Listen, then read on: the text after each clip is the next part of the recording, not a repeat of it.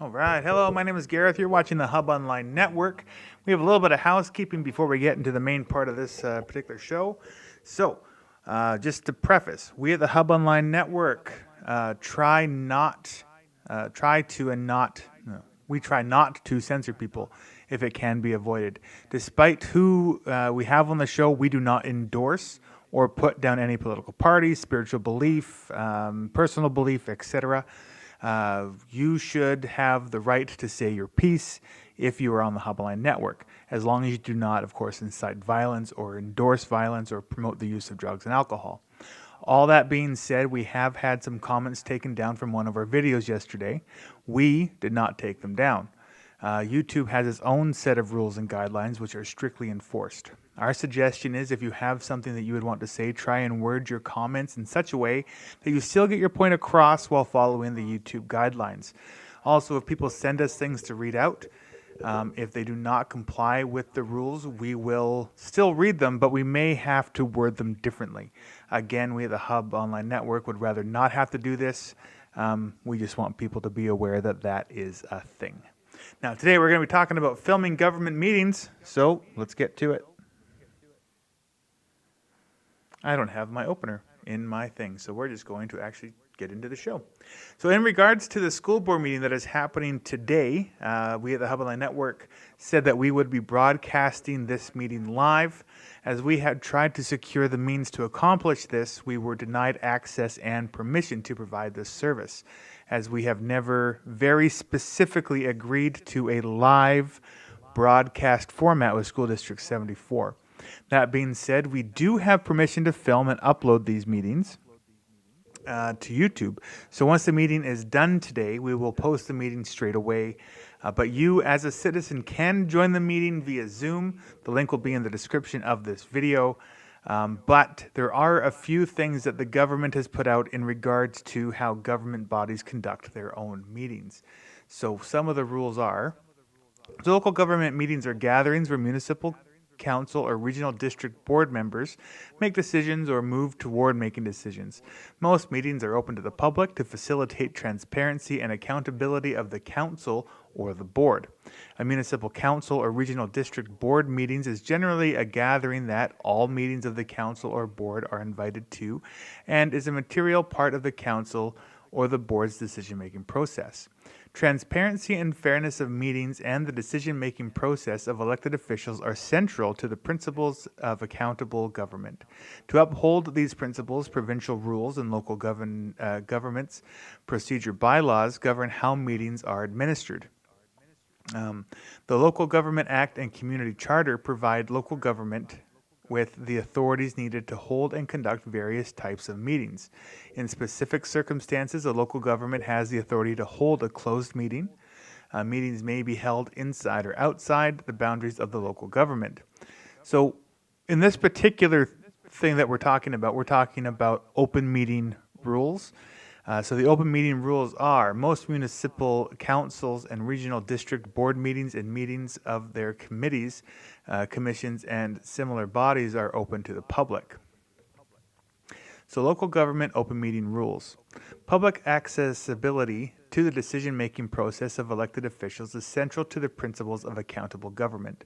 The open meetings provisions of the Community Charter apply to municipal councils, including the City of Vancouver, which we're not a part of, regional district boards, bodies of the Islands Trust, and Metro Vancouver.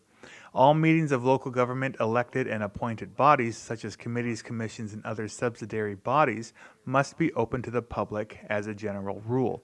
This requirement is intended to be applied broadly in keeping with the principle of openness, transparency, and accountability. Court decisions have been made about these types of gatherings considered to constitute a meeting. In general, gatherings where elected members could be seen to be making decisions or moving toward making decisions could constitute a meeting. All such gatherings must be held in accordance with the Community Charter's open meeting provisions. The Best Practices Guideline, which you can find on the BC government website, for open meetings by the Office of the Ombudsperson, also sets out definitions for local government meetings. Staff briefings to further elected officials' understanding of an issue that do not constitute a material part of the decision-making process would not typically be considered a municipal council or regional district board meeting. Meeting requirements. All meetings of a local government elected body must be open to the public unless authorized to be closed. This includes committees, commissions, and other subsidiary bodies. Under certain circumstances, a municipal council or regional district board may close a meeting or any part of a meeting by passing a resolution that sets out the basis for closing the meeting. Local governments may not adopt bylaws in a closed meeting, and all councils or board votes on the reading or adoption of a bylaw must be made in an open meeting, even if the issues that gave rise to the bylaw were discussed in a closed meeting.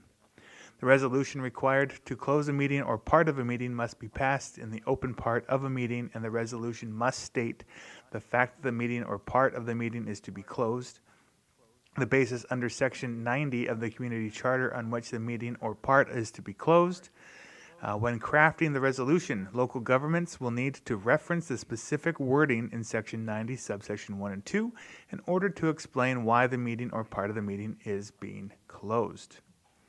So that is essentially, so every open board meeting, every council meeting should be open to the public unless you're talking about some very specific things, which are in Rule 90. Now, they're not, for the purposes of today's meeting, it is an open meeting to the public. It is not a closed meeting, so that may or may not apply to this particular subject. But one thing that you might notice is there's nothing in there specifically about holding a live broadcasted meeting, and there is precedent for smaller governing bodies to create their own bylaws about keeping media out of the meetings altogether. We at the Hubble Line Network always prefer to play within the rules and acquiesce to requests so we don't upset the groups that we are trying to film. So we will be asking to be a delegation about providing these meetings in a live format at their next meeting, as we are doing with our local councils. And I will be providing a synopsis of this meeting after the fact so that people have an opportunity to know in a sort of succinct way what happened in this school board meeting. But those are sort of the things that we have to dance around with here at the HON in regards to government bodies. So please, if you'd like more information, you can go to the British Columbia government website. There's lots of really good information there.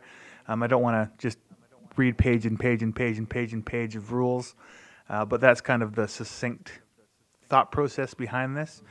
So we will be providing this meeting right after it's done, and hopefully moving forward, we can start doing these things live. And thank you all for watching. We will see you all later on today.